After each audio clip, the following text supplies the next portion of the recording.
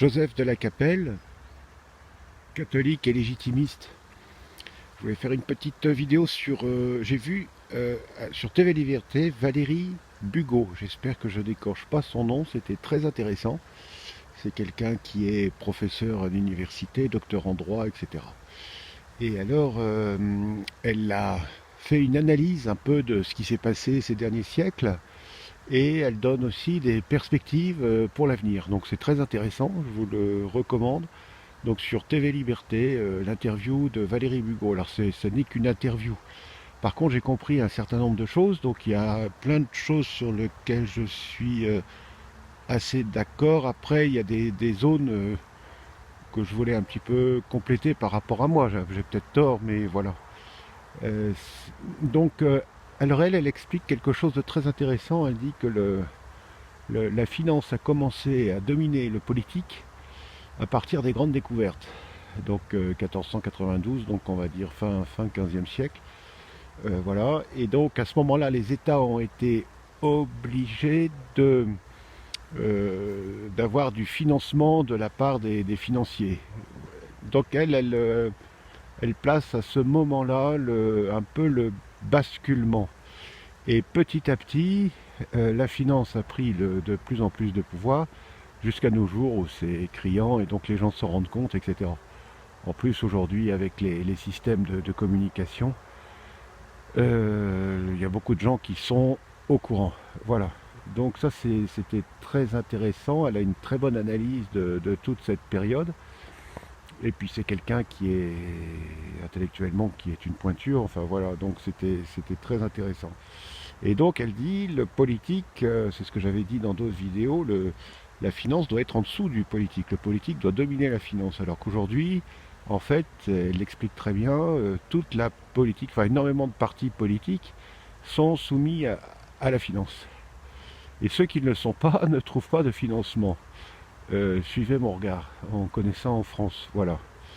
Mais elle dit que d'une manière générale, alors ça évidemment c'est de la bonne doctrine, les partis politiques c'est pas très bon et le parlementarisme c'est pas très bon non plus parce que les parlementaires sont choisis par des partis politiques, les partis politiques sont financés par des financiers, enfin la boucle est bouclée. Et en fait, quels que soient les partis politiques, ils ont chacun deux aspects, la séduction et le financement. Voilà. Donc, donc la boucle est bouclée, quoi. Enfin, je vous le fais court, il faut regarder, mais c'est très intéressant. Elle explique tout ça, c'est tout à fait intéressant. Donc, je voulais insister là-dessus. C'est très important.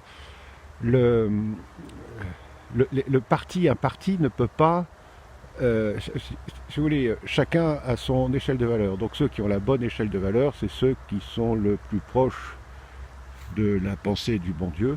Donc à gauche comme à droite. Donc à gauche, bon avec les faibles. Donc j'appelle ça moi la gauche de Saint Vincent de Paul. Et à droite, l'ordre, etc., la justice, etc. Donc ce sont les saints. Voilà.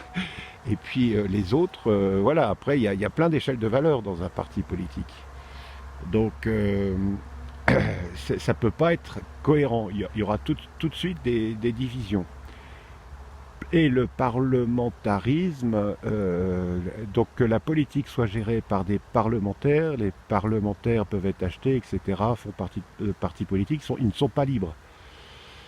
Donc c'est ce que j'avais expliqué. Donc sous l'Ancien Régime, il y avait des parlements locaux, il y avait des communes, voilà, les régions, etc. Il y avait des parlements locaux qui représentaient, en principe, les corps intermédiaires. Donc il y avait aussi, alors c'est effectivement, hein, c'était pas parfait. Et puis au moment de la Révolution, donc avant la Révolution, il y avait trois groupes, le tiers-état, le clergé et la noblesse. Et le tiers-état qui représentait le plus de monde avait le moins de pouvoir. Voilà. Donc évidemment, il y avait des choses à réformer. Mais ça existait, mais c'était beaucoup plus respectueux des corps intermédiaires.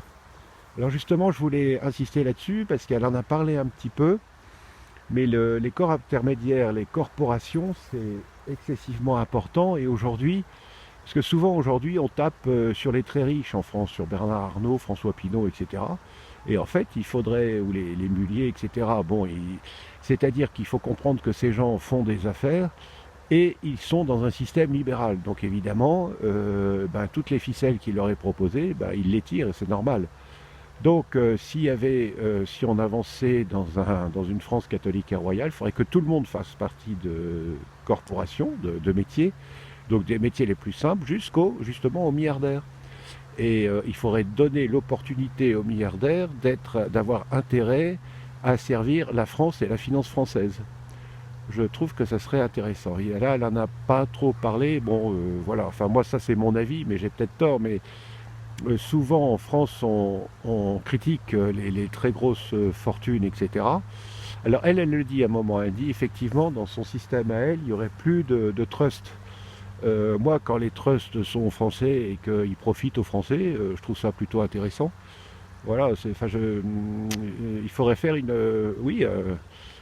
voilà, les corporations, toutes les corporations de tous les métiers, y compris des très riches et des millionnaires, etc., pour voir comment on peut faire pour que ça s'accorde le mieux possible. Ensuite, elle a parlé de la monnaie. Donc, elle a dit quelque chose de très intéressant, qui est le fond, en principe, de ce que devrait être l'économie, c'est-à-dire qu'un pays a la monnaie qu'il mérite. Si un pays est très bien géré, il a une monnaie qui tient la route. Par exemple, autrefois c'était la Suisse, etc. Enfin bon, il y a des pays qui sont très bien gérés, où il n'y a pas de corruption, etc. Et la monnaie est très bonne. Je crois que c'est le cas en Suède, en Norvège, etc. Quand le pays est corrompu, etc., c'est une monnaie de merde. Voilà. Donc ça, elle a raison. Donc elle dit qu'il faut une banque centrale, comme la Banque de France autrefois. Et alors là, elle n'a pas trop insisté là-dessus. Moi, je trouve que la banque ne doit pas appartenir à l'État, mais la banque doit appartenir aux Français. Et sur justement la valeur que prend l'argent chaque mois, c'est-à-dire la valeur ajoutée, donc la monnaie a pris de la valeur, c'est-à-dire que par exemple un employé, un ouvrier qui travaille dans le privé, son salaire plus ses charges, au bout d'un mois, c'est de l'argent qui un mois avant n'existait pas, parce que c'est sur la valeur ajoutée. Parce que son patron doit faire du profit, donc quand il a payé ses ouvriers, les charges, etc., ensuite il a son bénéfice. Donc tout ça, c'est de la valeur ajoutée. Donc l'État doit faire une corrélation et en fait cette valeur ajoutée devrait être reversée aux Français, par exemple pour la France, etc., en Allemagne aux Allemands, etc. Directement. Voilà, il faut pas, parce que sinon c'est l'État qui garde et puis bon après ils font des routes et des machins comme ça. Donc on peut aussi juger de ça. Mais et puis les grandes sociétés françaises stratégiques, c'est ce que j'avais expliqué dans d'autres vidéos, ce sont les Français qui doivent être actionnaires. L'EDF, Gaz de France, les autoroutes, la SNCF, etc. L'armement, etc. Bon, voilà. Mais sinon, elle est très intéressante à suivre.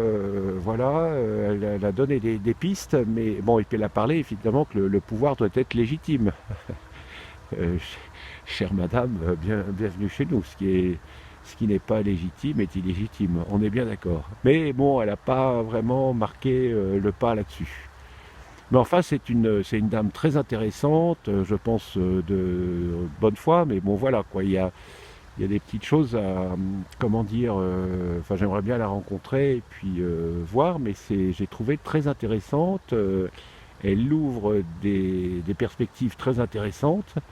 Y avait d'autres choses encore qui paraissaient très... Ah oui, alors elle dit il y a trois corps qui sont importants, le spirituel, tout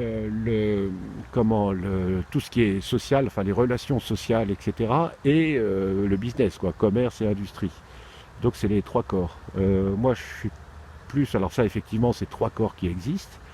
On est bien d'accord, au niveau sociétal c'est d'accord, mais je pense que pour que les gens soient motivés, il faut quand même qu'il y ait un principe pour les hommes comme pour les femmes d'ailleurs de chevalerie, c'est-à-dire de servir la France et le roi, donc effectivement dans le spirituel, dans le social et tout ça, elle a raison, et puis aussi dans l'industrie, le travail, etc. Mais aussi la défense. Là, elle n'en parle pas. La défense nationale, la défense du royaume. Et donc voilà, donc ça c'est une petite nuance, il faudrait en parler, etc., et étayer, etc. Mais son travail est très intéressant, et puis bon, c'est quelqu'un qui est très intelligent, ça se sent bien. À très bientôt, que Dieu vous garde. Madame Élisabeth, sœur de Louis XVI, qui s'est fait décapiter, priez pour nous. Notre-Dame de Boulogne, priez pour nous. Sainte Thérèse de l'Enfant Jésus, Saint Joseph, Sainte Marguerite, priez pour nous. Saints et saintes de France, saints et saintes de l'univers, priez pour nous. Deus et Rex, à très bientôt et bon courage à vous.